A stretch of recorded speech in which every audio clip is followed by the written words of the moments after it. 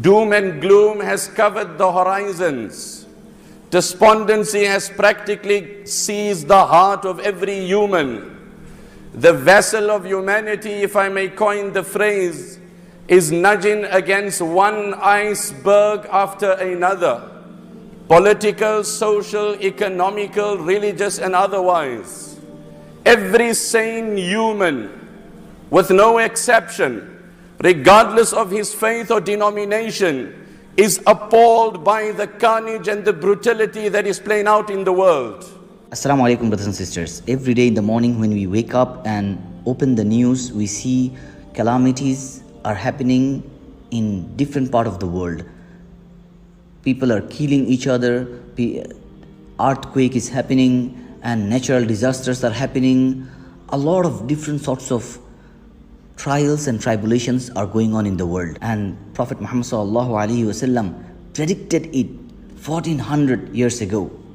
He warned us about all these things. As Muslims, we are also appalled by what happens on the earth. But it is no surprise to us. The Prophet sallallahu alaihi wasallam had spelled out the details 14 centuries ago.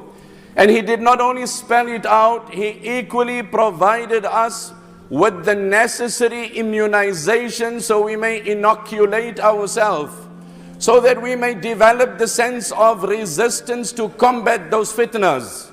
Imam Ahmad makes mention of the narration recorded by Abdullah ibn Amr radiyallahu anhu. He says, Kunna ma'a Rasulillahi sallallahu alayhi wa sallam fi safarin. We embarked on a journey with the Master sallallahu alayhi wa sallam. فَنَزَلْنَا مَنْزِلًا. We halted at a location. فَمِنَّا مَنْ يَضْرِبُ خِبَاءَهُ. Some of us were busy erecting a tent. Others were attending to other chores. When an announcer announced, a proclaimer proclaimed, As-salatu jami'ah. It is time for congregational prayer. In essence, a message to converge and assemble and congregate. فَانْتَهَيْتُ إِلَيْهِ. I swiftly made my way to the Prophet sallallahu alaihi wasallam. وَهُوَ يَخْطُبُ النَّاسَ. He was delivering a sermon to those present, in which he said, إِنَّهُ لَمْ يَكُنْ نَبِيٌّ قَبْلِي. There was no prophet that preceded me, إِلَّا كَانَ حَقًّا عَلَيْهِ. But that it was mandatory upon him, أَن يَدُلَّ أُمَّتَهُ عَلَى مَا يَعْلَمُهُ خَيْرًا لَهُمْ. To guide, steer and navigate his nation to every good and virtue. وَيُنذِرُهُمْ مَا يَعْلَمُهُ شَرًّا لَهُمْ. And to warn and caution his nation against every trial, every challenge and every evil. أَلَا وَإِنَّ عَافِيَةَ هَذِهِ الْأُمَّةِ فِي أَوَّلِهَا. And then he said the statement, remember the good days of this ummah, the glory of this ummah would be in its early days, in its beginning stages, in its infancy's moments.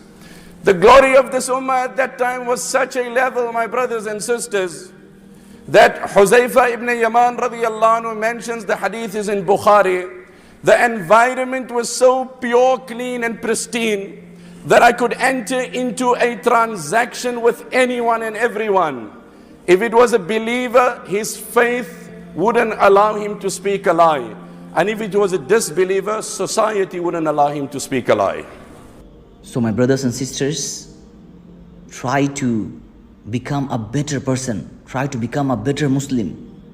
Pray on time. Read the Quran. During this end of times, it will be full of trials and tribulations. And Allah subhanahu wa ta'ala will protect the ones who take refuge in Him, who always seeks His forgiveness, and who always try to become a better person.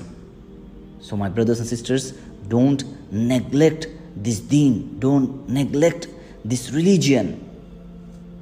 Hold your rope tightly on Quran and Sunnah, and Allah subhanahu wa ta'ala will give you salvation.